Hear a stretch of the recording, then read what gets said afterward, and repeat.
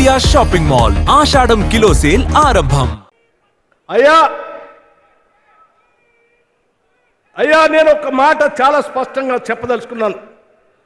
రాజీవ్ సాగర్ దుమ్మగూడెం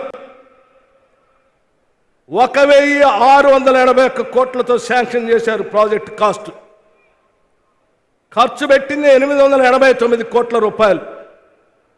మిగిలి ఉన్నటువంటి బ్యాలెన్స్ 792 కోట్లు మాత్రమే.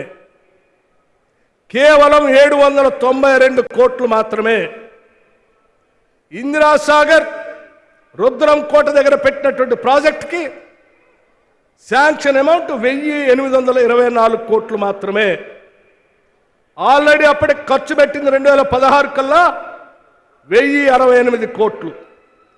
బ్యాలెన్స్ అమౌంట్ ఉన్నది 756 కోట్లు మాత్రమే.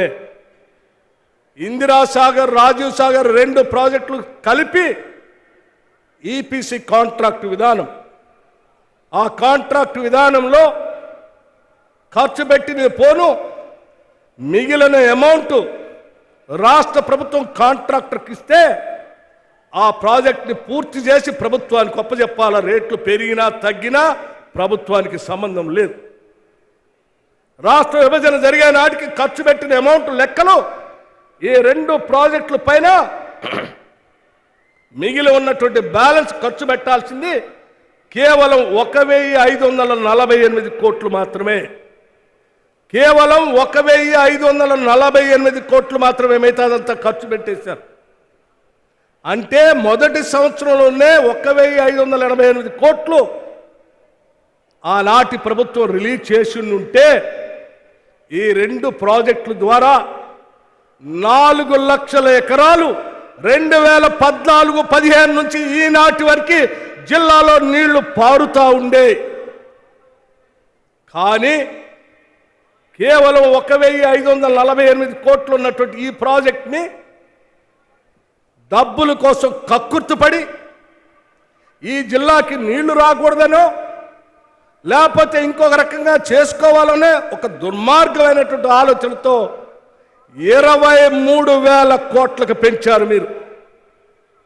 ఇందిరాసాగర్ రాజీవ్ సాగర్ 2 కంబైన్ కలిపి 1548 కోట్లు 4 లక్షల ఎకరాలకి సాగునీళ్ళు ఇచ్చేదైతే దాన్ని రీడిజైన్ చేసి 23,000 కోట్లకు పెంచారు. ఒక్కసారి ఆలోచన చేయండి. 1,500 కోట్లు ఎక్కడ, 23,000 కోట్లు ఎక్కడ? పోనీ 23,000 కోట్లకు పెంచి ఇప్పటికి దాదాపు మీ హయాంలో 8,000 కోట్ల రూపాయలు ఖర్చు పెట్టారు. ఇంత ఖర్చు పెట్టిన తర్వాతైనా 1 ఎకరానికైనా నీళ్ళు ఇచ్చారా అంటే 1 ఎకరానికి కూడా సీతారామ ప్రాజెక్ట్ నుంచి నీళ్ళు ఇవ్వలేదు. డిస్ట్రిబ్యూటరీ కెనాల్స్ తీయలేదు. ఆ మెయిన్ కెనాలు 114 కిలోమీటర్లు నడవాల్సినటువంటి కెనాలు పూర్తి కాలేదు కూడా.